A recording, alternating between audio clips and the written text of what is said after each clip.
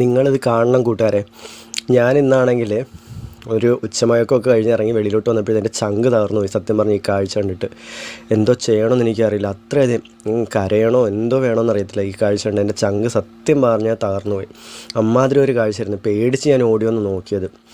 ഓടി വന്ന് നോക്കിയപ്പോഴത്തേക്ക് എന്തോ ഒരു പന്തികേട്.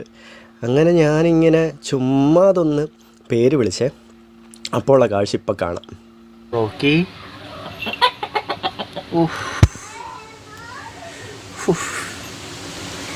കൊള്ളാട്ടാ, നന്നായി, കുഴപ്പമില്ല, ഉറങ്ങിക്കോ.